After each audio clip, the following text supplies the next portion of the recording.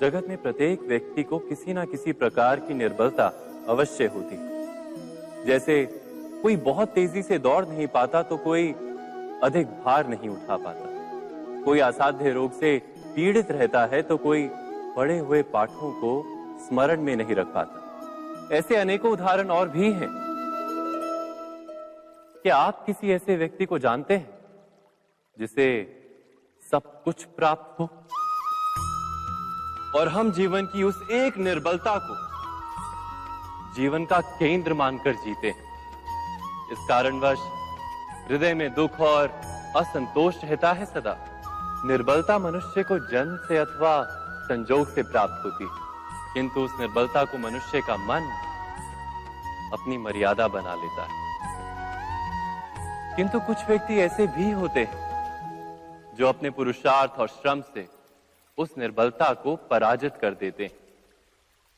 क्या भेद है उनमें और अन्य लोगों में? क्या आपने कभी विचार किया है? सरल सा उत्तर है इसका। जो व्यक्ति निर्बलता से पराजित नहीं होता, जो पुरुषार्थ करने का साहस रखता है हृदय में, वो निर्बलता को पार कर जाता है।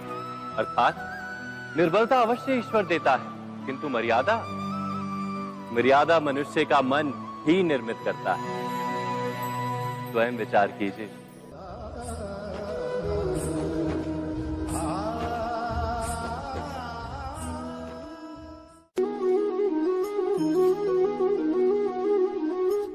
भविष्य का दूसरा नाम है संघर्ष। हृदय में आज इच्छा होती है और यदि पूर्ण नहीं हो पाती तो हृदय भविष्य की योजना बनाता है। भविष्य में इच्छा पूर्ण होगी ऐसी कल्पना करता रहता है, किंतु जीवन ना तो भविष्य में है ना अतीत में। जीवन तो इस क्षण का नाम है, अर्थात इस क्षण का अनुभव ही जीवन का अनुभव। पर हम ये जानते हुए भी इतना सा सत्य समझ नहीं पाते। या तो हम बीते हुए समय के स्मरणों को घेर कर बैठे रहते हैं, या फिर आने वाले समय के लिए हम योजनाएं बनाते रहते हैं और जीवन जीवन बीत जाता है। एक सत्य यदि हम हृदय में उतार लें कि ना हम भविष्य देख सकते हैं, ना ही भविष्य निर्मित कर सकते हैं, हम तो केवल धैर्य और साहस के साथ भविष्य को आलिंगन दे सकते हैं, स्वागत कर सकते हैं भविष्य का। तो क्या जीवन का हर पल जीवन से नहीं भर जाएगा? स्वयं विचार कीजिए।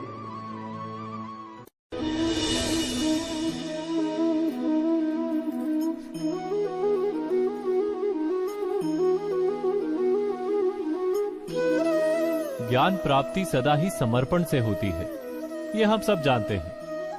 किंतु समर्पण का वास्तविक महत्व क्या है? क्या हमने कभी विचार किया? मनुष्य का मन सदा ही ज्ञान प्राप्ति में विभिन्न बाधाओं को उत्पन्न करता है।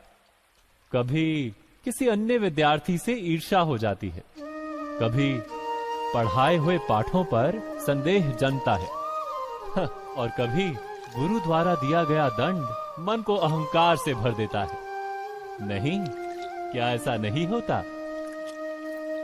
न जाने कैसे कैसे विचार मन को भटकाते हैं और मन की इसी अयोग्य स्थिति के कारण हम ज्ञान प्राप्त नहीं कर पाते। मन की योग्य स्थिति केवल समर्पण से निर्मित होती है।